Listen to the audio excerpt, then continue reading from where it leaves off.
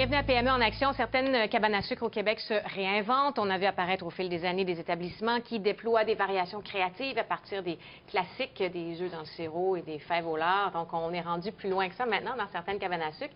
En Montérégie, on va encore plus loin. Après la saison des sucres, la cabane à sucre du domaine Labranche se transforme en septembre en cabane à pommes.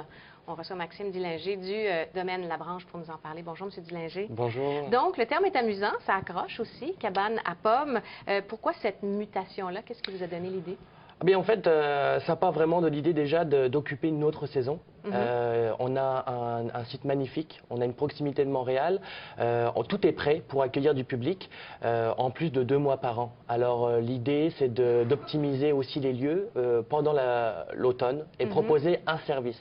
Maintenant, à partir de là, c'est pas juste de combler une saison, c'est d'offrir vraiment un nouveau service et d'être dans une vague, vraiment d'offrir quelque chose qui est en accord avec l'actualité, avec rechercher tout ce qui touche aux foodies, d'aller chercher ce public qui est désireux de nouvelles expériences alimentaires. Donc l'objectif était vraiment d'offrir ce nouveau service dans l'établissement de la cabane à sucre, mais qui se change littéralement pour la cabane à pommes. C'est intéressant. Est-ce que vous vous êtes associé avec un pommiculteur ou c'est vous qui êtes à la fois acériculteur et pommiculteur? Oui, alors en fait, le domaine Labranche a vraiment différentes casquettes. On a aussi donc la production de sirop d'érable, notamment l'alcool d'érable, mais aussi tout ce qui touche à la pomme. Donc on produit de l'alcool, du cidre de glace, cidre de feu, mais on a tout aussi une exploitation des vergers, aussi un vignoble. Donc tout ça nous offre vraiment les matières premières pour offrir une cuisine de qualité, mais aussi le domaine est propriétaire de terres, de vergers, de production de choux, de légumes biologiques qui sont utilisés aussi pour la cuisine exactement sur la cabane à pommes. Donc ça existe depuis quand le domaine Labranche? Alors officiellement depuis 2009 pour ce qui concerne le domaine Labranche, mais l'ensemble de la famille, du business de la famille qui concerne la cabane à sucre, mais aussi l'exploitation maraîchère, là on remonte à plusieurs générations, jusqu'à 9 générations. Donc, mais depuis 2009, on a eu cette vision de vraiment élargir le portefeuille finalement de produits et de services que vous pouvez offrir. Oui, c'est ça, puisque évidemment l'objectif c'est d'optimiser au maximum l'offre, autant sur les produits que sur les services. Évidemment pour les produits on est rentré à la SAQ, donc un grand pas a été fait. Oui. L'exportation, je reviens d'un séjour à San Diego, d'un colloque international, donc on est vraiment sur l'exportation. D'ailleurs, l'abaissement du taux directeur nous aide beaucoup dans cette question-là. Et puis donc évidemment, le volet agro-touristique, l'offre de services, avec vraiment un développement de la gastronomie. Et là, on voit certains des produits. Le liquoreux d'érable, c'est quoi exactement? Oui, alors en fait, ça c'est notre produit phare. Donc nous, on est spécialisé notamment dans l'alcool d'érable.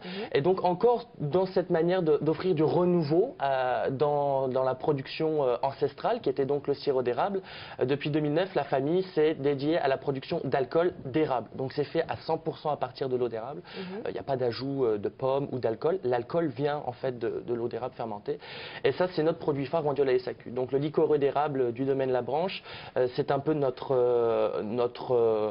arme principale, notre outil principal, puisque c'est un emblème québécois qui nous permet d'offrir un alcool authentique d'ici, sans rougir, de faire un alcool avec une matière première authentique du Québec. Et c'est ça qui nous aide vraiment beaucoup à l'exportation. Depuis que vous avez diversifié vos produits et vos services, quel segment d'affaires est le plus lucratif pour vous?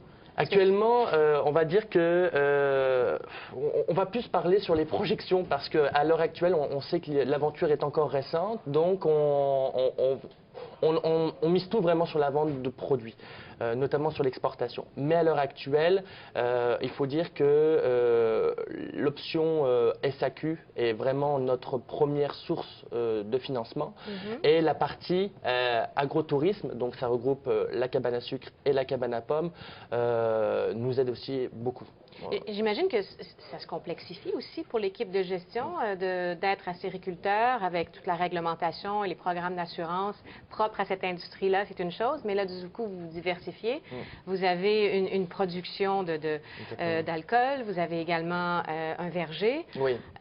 D'autant plus que les choses changent très vite en ce moment. Oui. On le voit encore en ce moment, la privatisation de la SAQ est en train d'être discutée. L'accès pour les producteurs québécois sur le marché des épiceries est en train d'être discuté petit à petit auprès des politiques. Donc il faut suivre aussi cette actualité parce que cela va vraiment définir nos investissements prochains. Donc nous, c'est sûr qu'on mise à 100% sur l'exportation, mais que va devenir au Québec? Évidemment, si il y a des changements sur les permis, notamment pour vendre en épicerie, ça va changer complètement notre stratégie d'implantation. Mais comme vous l'avez dit à juste titre, arriver à aussi définir une politique d'offre de services, puisqu'il y a aussi quelque chose à faire ici, développer l'offre culturelle et touristique en Montérégie, en offrant notamment une cabane à pommes.